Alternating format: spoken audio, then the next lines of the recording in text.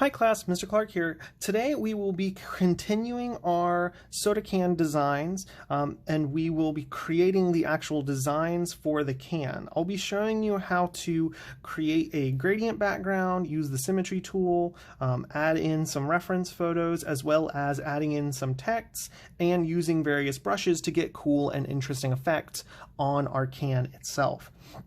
By this point you should have already chosen your soda can flavor and theme, and if not, I've included a link to the random drink and theme creator generator that I made, and you can go click that and use that until you come up with a cool theme for your soda can and a flavor that you like.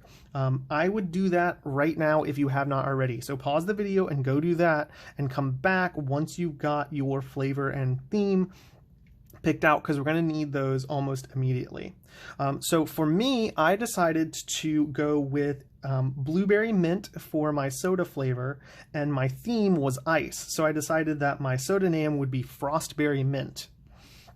And this is important because it's going to help us create our color scheme and pick the colors that we want for our can. So the very first thing that we're going to want to do is to actually come in here and create a second layer for our image. So we already did our background layer last time, and what we're going to want to do is to create a duplicate of that, and we're actually going to do that twice. The first duplicate is just to have a second layer in case we accidentally make a mistake. So we're going to go ahead and hide that one. And the first one is to make our layer that we're going to actually work on, and then the last layer is to make sure that we don't have any mess ups to our can and the can outline stays on the image the entire time. Because if I were to come in here and go to my top image and draw over it, it colors over that whole thing, which we do not want. But if I go to my second image and I color over it, it's only going to color underneath that can, and we're still going to be able to have that background, that can that we worked so hard on last time, show through to the whole design, which is really important. So now we're going to create our initial design for the can itself. You'll want to pick some colors that go with your theme and your drink. So for me, my soda is Frostberry Mint. So I want maybe some blues, maybe purple, and I'll probably have some green in there too. So I might go with like a nice kind of light blue, or maybe kind of a purpley blue, and then go with the blue with the blueberries and the green with the mint leaves to work together. I'm probably going to stick with this range of my colors since that is the analogous colors to the colors that I want to work with. I'm probably not going to be using reds and oranges and yellows for blue and blueberries and mint. So I'll come in here and pretty much play around until I find an interesting color that I like. That looks good. So just a plain old nice blue for my background. Then I'm going to come in here and select my fill tool and go over to the gradient icon. That's going to let us, and of course it switches back to the last thing you were doing with it, so just come pick your color again. So once you've got your fill tool, come in here and you'll click where you want your fill to go, and it's going to give you a huge variations of gradients for you to use. So once you click there, if you click a different color, it's going to take you and it's going to change to that color to gradiate to it. So I might pick maybe this nice kind of lightish blue for my start. And then for my darker color, I'm going to add in, first I'm going to get back to my blue and then go darker than that blue. Then I'll pick my color picker again and pick there for my next one. And this way I can just continuously make a darker and darker edge to that original blue that I had using my base colors. So I'm just getting darker and darker, and then I'll go lighter and lighter going the other way. So you got to click the little bubble and then go and pick your new color. And using the color picker tool, which looks like a little eyedropper up here, you can come and get your color that you were just previously at very, very easily. So I'm almost all the way done creating a new gradient. Oops. And then I want this one to be almost white. And I just go from light to dark. Now that I have that, I can use this and move it around however I want, try to come up with an interesting design that I like. That looks really nice. I like that kind of almost oceany look that it has. And I could move these so that I have more light blue and less dark blue if I wanted to. You can also tap and get another color as well. So if I wanted to go all the way to white, I could come in here and tap and add another one and go all the way to white over that entire layer. And once I've done that, which is pretty nice. Whoops. So if you don't want to do that kind of fill, you can also, for some reason it's not letting me go back, but one of the reasons that we made an extra was to just be on the safe side. In case something like this happens, you can just duplicate another layer and delete that original one. But if you don't want to try that fill, you can always try the radial fill, which is very similar, only it's going to start with a circle and radiate out. Once again, it's going to ask you to get it's going to make you get your new color and change your colors each time. So I won't spend a whole bunch of time doing this one, but it can be a very fun way to play around with your colors to get a nice, interesting background that doesn't take a whole lot of time, since you're just using the color picker instead of having to individually do your shapes. So I might actually stick with the circle gradient, maybe add in a few more. And if you just tap and add, and as long as you are on your original color, it'll keep adding in colors that are of that same variation, which can be pretty helpful. All right, next I'm going to come on to my, I'm going to go ahead and add a new layer, since I don't want to be working on any of my other layers, for my design. Well, actually, before we do that, let's go ahead and do the top and bottom of our cans. I like to just go ahead and use a solid fill on these to create a nice solid top, but you can use the other gradients. You can kind of play around with them however you'd like to come up with a, whoa. You can, to kind of come up and create a interesting can all of your own. This probably I might have be a little bit darker, so I'll come in here, pick a darker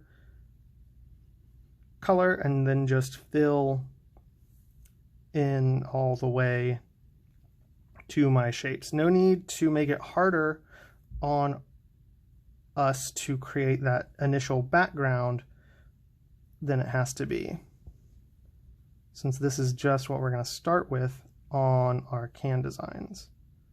We can come back and maybe make the top a little bit lighter, but once again, you're just kind of working on this until you get a good background that you like for your can. So once I get that, I'm going to create my new layer, and I'm going to switch over to my pencil tool just for sketching. Make sure you change your color back from the blue to some other sketching color. I like to just go with our standard black. If you were still at the blue, you would draw in blue. So that's why we switched back over and make sure that you're sketching with black. And we're just going to come in and kind of sketch out some general ideas for your theme and for your soda. So for my Frostberry Mint, I'm probably going to have my title of my soda kind of go in the, standard title position, maybe somewhere in here.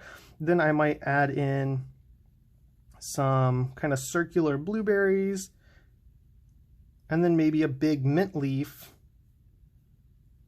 maybe a little like trio of mint leaves over here in this corner for my design. And I'm just sketching in, I'm not really doing anything fancy. I'm just trying to get an idea of what I want on this page. If your background is being a little bit hard to see through, what you can also do is come and turn your opacity down like we did on our first layer, just so that we can see our sketch a little bit easier. We can turn that back up once we get a little bit farther in, but while you're sketching, just go ahead and turn it down so you can see a little bit easier, figure out exactly what you want to do and where you want to do it. So now I've got a pretty good gist of what I want. Now for me, I don't really know what a mint leaf looks like off the top of my head, but luckily for us, we can go ahead and head over to the internet and Google mint leaf if you need to, or whatever you need to look up. So I just Googled mint leaf. I came over here and found a mint leaf that I like. I'm gonna tap and hold it, and then I'm gonna add to photos to download that image. Once I've done that, I'm going to go back into my sketchbook, click up here, add my image files, and then add my image. Now, same thing that we did before, we can kind of play around with this to make it pretty close to where I want it. So I had my mint leaves kind of over here. Looks pretty good. Now I'm not going to directly just use these, but they can be great for a background to help you out. See how it's still underneath my top layer, so I can still see that initial soda can that we made last time, which is one of the reasons that we did it, because it's super, super helpful. Now I'm going to come in and I'm going to draw my own version of these mint leaves. You're not going to just use a photo from the internet. You have to create it, create yourself. So come in here, add your new image, and then we're going to actually draw in those mint leaves. So for now, I might switch back over to my ink pen, which is just a solid color, and then pick a color that's pretty similar to those mint leaves. Looks pretty good. And then I will turn my top soda can layer down in its visibility just to make it so that I can completely see what I want to do on these mint leaves themselves. Oops. And make sure you're not drawing on that top layer. You want to go back to the layer that we created, which is above the mint leaf photo, but below the top soda can that we made last time. So I might come in here and just kind of get a larger size green and just kind of draw my outline for those mint leaves themselves. They've got a little spike on them, and I'm probably not going to try and get too detailed with it unless I really want to do that for my soda can design, which I don't think I do. So I'm going to just get a very simple mint leaf outline.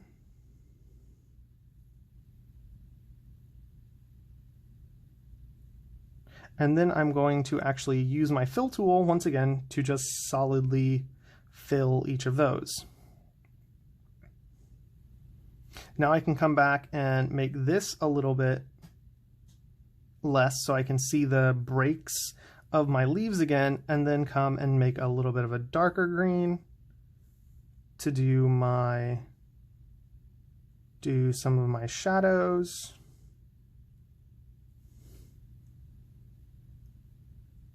In between each of those leaf parts. I might turn the opacity back up. And then just keep working on that until I get a decently looking mint leaf drawing of my own. Once again, you can get stuff from the internet, but you still have to make it yours. You can't just copy and paste and expect that to be okay. You still have to draw it yourself, even if it's going to take you a little while to come up with that design. So use the internet to help, but don't just take stuff from it. All right, now that I've got a rough design for my mint leaves, I think that looks fine. I'm going to go ahead and turn off that background layer. So I've got these 3 big mint leaves on the corner of there. I might not like it exactly right there. So what we can do is use this transform tool, which looks like 3 little arrows right here. Click that while I'm still on there, and this lets me kind of play around and put it wherever I'd like. I'm still under my image, so I can do and play with this however I want, but to make it so that it's nice and exactly where I want it, I can play around it with there. This makes it not quite as big. Maybe I want it a little bit more, or kind of stretch it and do specific things. So I can use this distort tool up here to stretch out and kind of perfectly manage exactly how I want that to look. So you can use this to kind of bend and distort and twist your image so that it fits kind of exactly where you wanted it without having to do too much extra work in terms of the actual drawing itself. Looks pretty good. I'll go ahead and end there, and then I might come in here and touch up the edges so that it doesn't need a whole bunch of work once I actually come back into my erasing. So I like to zoom in a lot, so I'll come in here and erase anything that comes outside the edges that I did not want. And it doesn't have to be perfect so long as it's past that black line, because remember, when we turn our final can back all the way up, it's going to completely take away from there. So now I'm going to come in and do the same thing. I don't really think I need to do that for the blueberries, so I'm going to just pick a nice blue, and I'm going to always make a new layer whenever you start something, and I'm going to go ahead and start drawing in some of my blueberries for my background. And I like to use the fountain pen a lot because it's just a easy, clean brush that's going to give you a consistent color exactly where you want it. We will come back and add a whole bunch of variations to these in a bit when I show you a whole bunch of the other brushes. But for now, when you're getting your initial kind of design and drawing done, I like to stick with a brush that's always consistent, going to give you pretty good results. All right, once I've done there, I might come back in with a little bit of a darker blue and come back and just add some of my kind of highlights and shadows. It's kind of really big. Gonna make sure that my brush is a little bit smaller, and then come back and add in some a little bit bigger. Yeah, come back and get some shadows to make these blueberries look a little bit more blueberry-y. And I can erase anything that I don't like. Say if I accidentally jump off like that, I can erase and I can go through my mint leaf, but I'm not erasing my mint leaf, and I'm not erasing the background that I did either, which is one of the reasons that we're making all of these layers. It's just very helpful to not have to redo anything that we already did in case you want to erase or make, say I don't like this blueberry, I want to completely erase it. I can do that without having to worry about deleting anything else that I've done. And if I need my color back, I can just use my color picker, and now I am back in business redrawing exactly what I had. So I might come in here and just create a whole bunch of nice looking blueberries. Now I can draw on top of my mint leaves because my blueberries are over my mint leaves in terms of my layer design. If I put my blueberries under my mint leaves, which I'll probably do, I can draw and it's not going to go over my mint leaves because they're on top of my mint leaves in terms of the layer. So just kind of keep in mind where your designs are in terms of their layer structure, which can help you in case you are drawing on something you didn't want to draw on initially. So I'm almost done adding in some super simple shadows to these blueberries, and they're starting to look a lot more like blueberries. Now I might come in here and just pick one simple light color for these blueberries.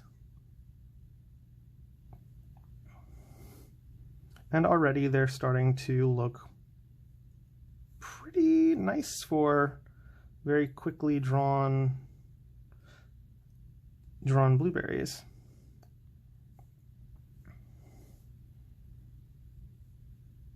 All right, so I've added in a little bit of blueberries. I've got a simple mint leaf design. Once again, you can come back and you can always add to these. And if I wanted to add some highlights, which is probably a really good idea, to those mint leaves, I can come back and then make sure I'm drawing on my mint leaf layer, and then come back and actually draw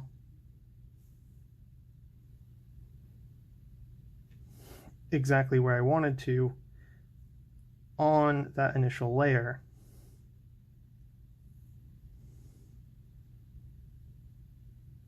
To just create a simple design. I would try and have at least one highlight and one shadow on all of your colors. Will just make them look significantly better than just being flat colors.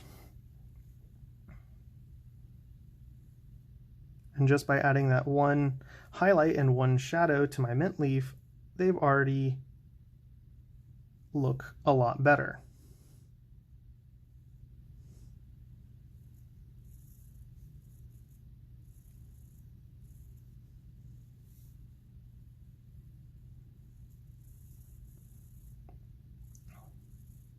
And you can spend a very long time trying to get these to look perfect, but I'm only going to spend a little bit longer just to give you guys a general sense of how to get your can design done. All right, next I'm going to go ahead and show you how to add in text to your image, which is going to be with the T tool up here.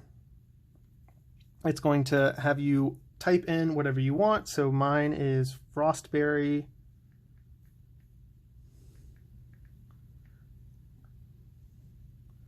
And it thinks it knows better. I want it to be one word. All right, and then I can lower that down. And you can use your two fingers to click and adjust so that it's exactly where you want it. I might use my distort tool because I want it to be nice and big without being super wide, so I can come in and make the actual letters look a lot bigger than they should, and kind of make them to be exactly where I want. Now, I actually like kind of the font that it gave me, but if you don't, you can come here and play around and look at all the fonts that you can use in the app. There's a lot, but there's not a super variety, so you might have a hard time finding one that's perfect, but don't be too hard on it. It's got a decent amount for you to choose from. But I like this one, so I'm just going to stick with this. Once you have completely finished, make sure that you do not need to edit this anymore, because once you edit it, or once you hit the done button over here, you can't go and edit your font at all. It's not going to let you come back and change it even a little bit in terms of the words or in terms of the lettering that you can do. You can't really play around with it like this anymore. So I'm going to add done. Looks nice. Now you might notice that it is a a little bit hard to read. I might put this above my top layer just so that it's the very, very top of the kind of totem pole, so to speak, of our layers, just so that it's very much on the end right there.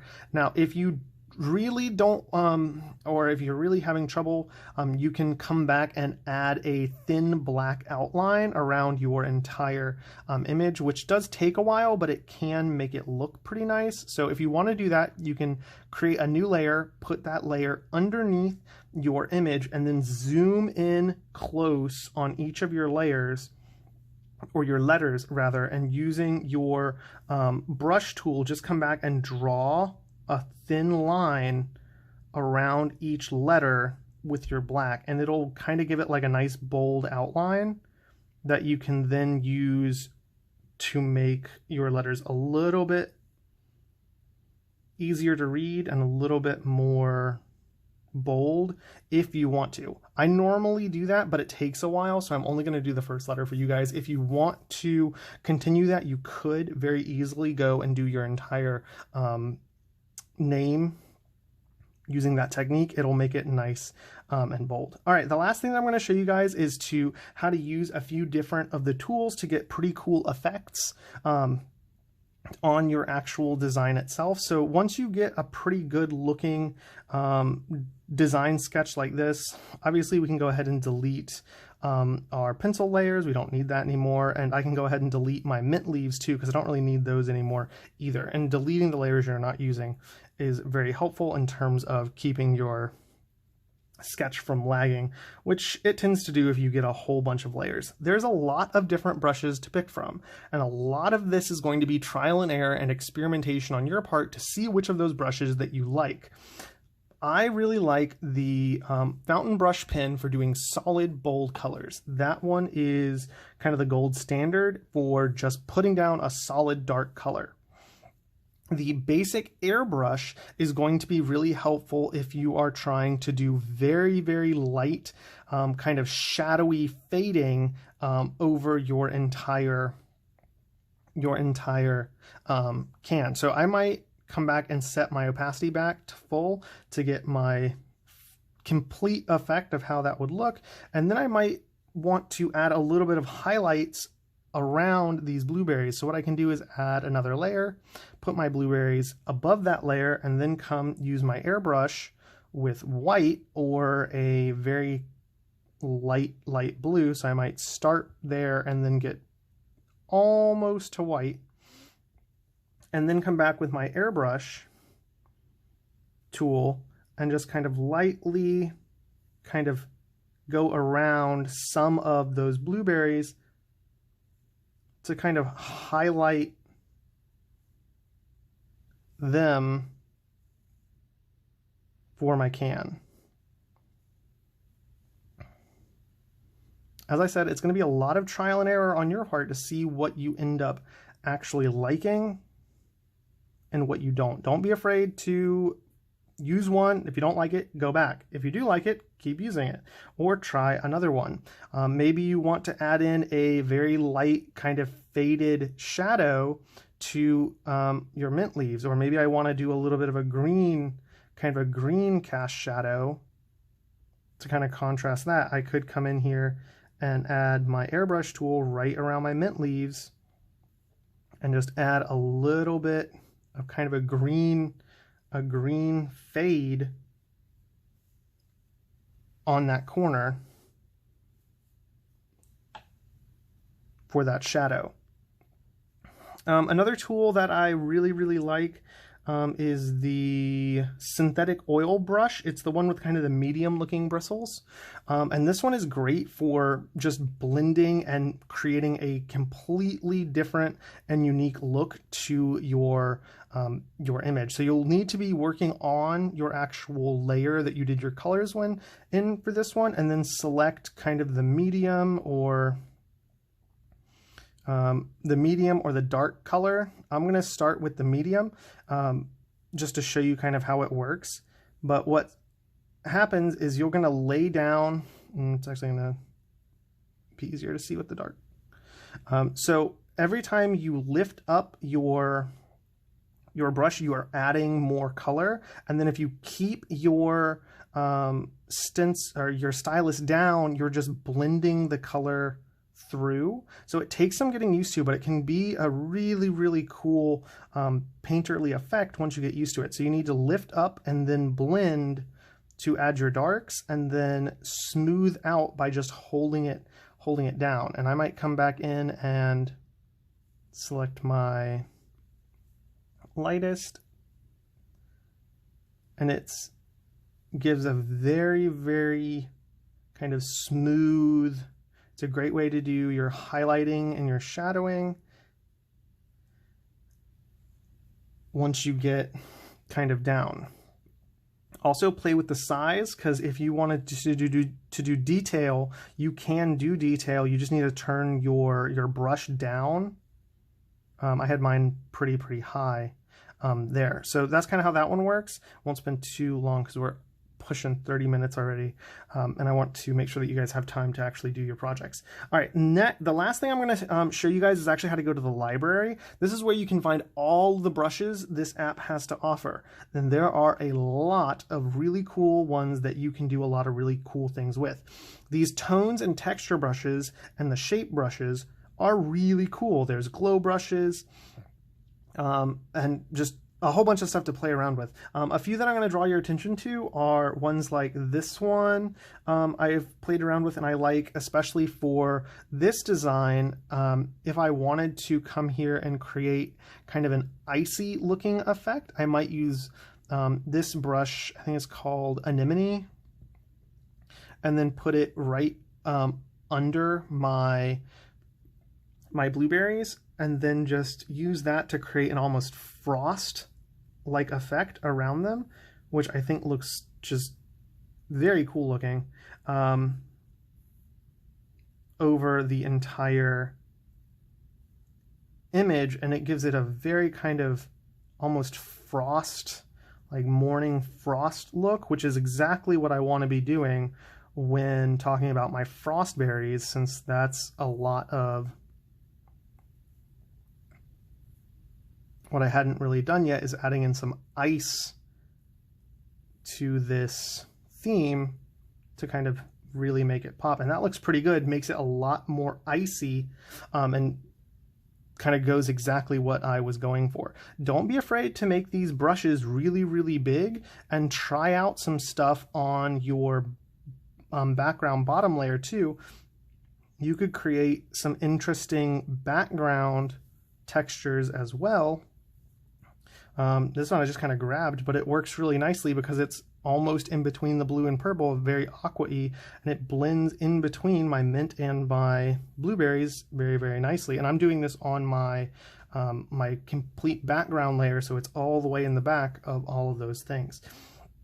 So once again, if you can open up the settings and then go over to library, or if you click the top over here, you can go to library as well, and there's tons and tons of brushes to play and experiment with, and just see what you like and see what works well for what you're trying to do.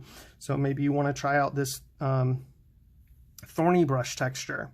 Comes with that, looks pretty cool. It's not really what I'm going for this design, but it might be one that you look into or one that you like. Or maybe I come back in here and I do add some, and adding it, making the brush very big is a good way to just kind of get some interesting background over top of the can itself.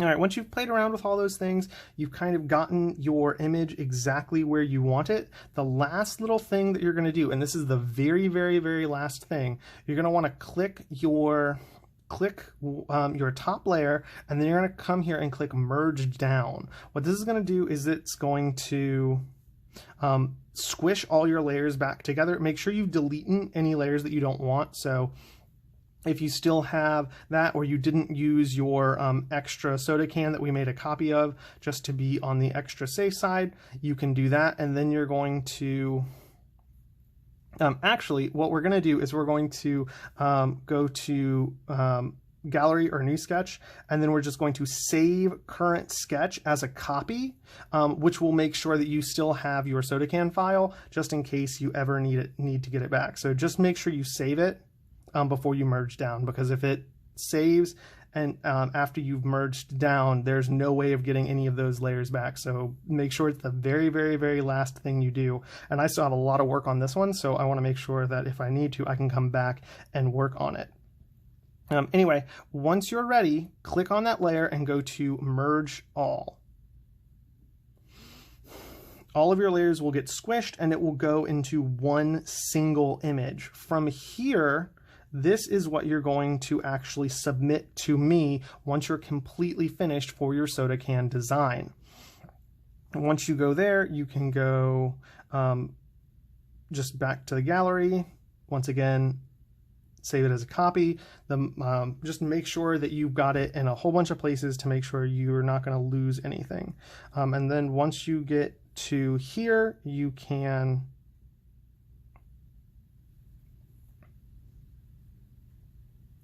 where's the save icon? Oh, share, that's what I was looking for.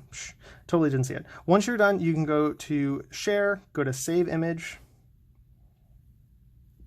make sure it can download to your photos. Once you've saved that image, you can go back into Canvas and submit it to me under the Assignments tab, or if you go to Modules and to our soda can advertisement, this would be under your finished design for your soda can, and then you'll submit it here. You'll see a submit icon. I can't see it because I'm in the teacher view, but you'll submit it there for your assignment.